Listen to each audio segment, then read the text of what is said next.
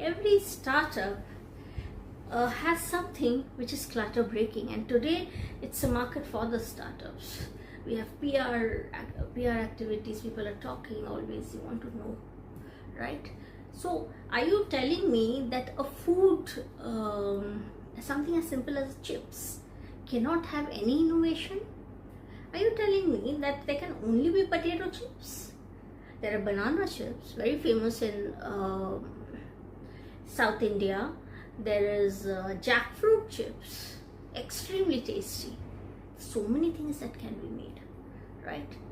So many things that are inherent. So the moment your product is something different and you build a personality for yourself, and then you match it with somebody who to some extent promotes that kind of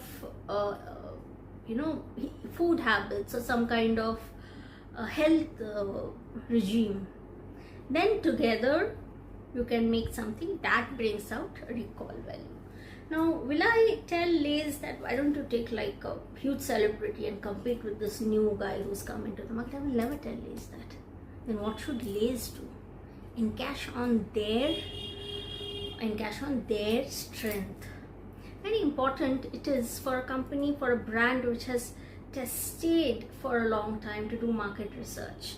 It is very important for me to know how my consumers are perceiving me. Am I right in judging them the way they are telling me, or is there more to that brand that I don't know, more to the way brand is being perceived? So it is very important that somebody who's been there in the market to do a market research, understand why it is important.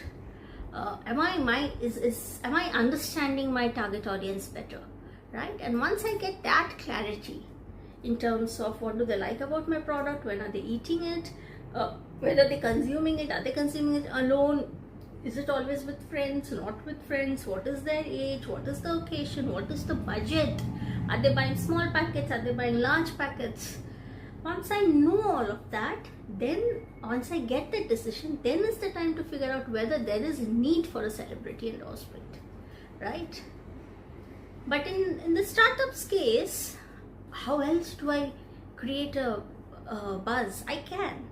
There can be a lot of innovative ways in doing it, but what happens is you have to see your target audience. The moment you use technology to promote your product, like Lenskart gives me a chance. It's from Lenskart, by the way.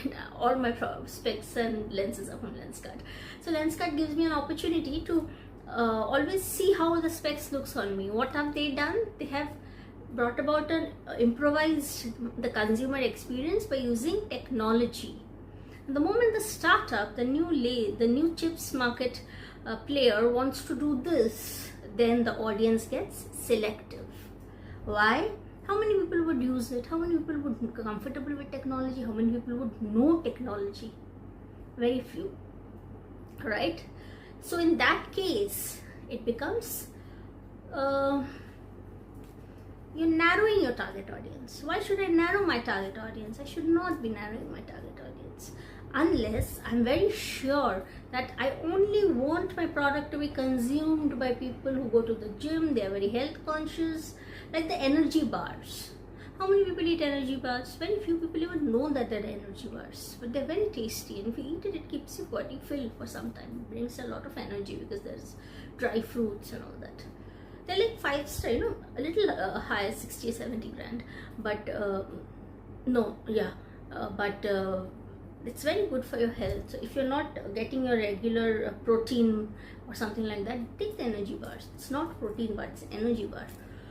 Anyways, just wanted to deviate just to tell you that if you're talking of health related chips, that a healthy form of a chip, if that's your product differentiator, then that's a different category. There are a lot of other things that are happening. Yeah, so it's one thing is related to other. When you start talking, one thing goes to the other and goes to the other. So again, coming back to where we started from, does my product need celebrity endorsement? Yes, it needs if it's a masses product. Why? Because celebrities are known across the country by everyone, right? So if it's not a masses product, using a celebrity might or might not. You might use an influencer, you might want to use somebody more available or accessible than a celebrity who has its own, his or her own what do you say, personality and traits and all of it. It's build himself in a certain way. Yeah, so that's the key thing. First thing is that, and second thing is that how much, as a put yourself into the shoes of your consumer, customer, and then think that if I want my child to eat Lay's, will I be more convinced of the new flavor if I have a great celebrity endorsing it, or if I have another mom endorsing, or if I have another colleague endorsing it?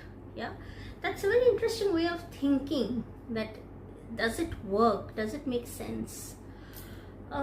It's a very long topic. It goes on and on and on, but I'm just ending. It's already been 2 episodes, I think, this time, because 10 minutes each. But yeah, do let me know what you think, and we'll take it forward from there. Thank you. Have a nice day.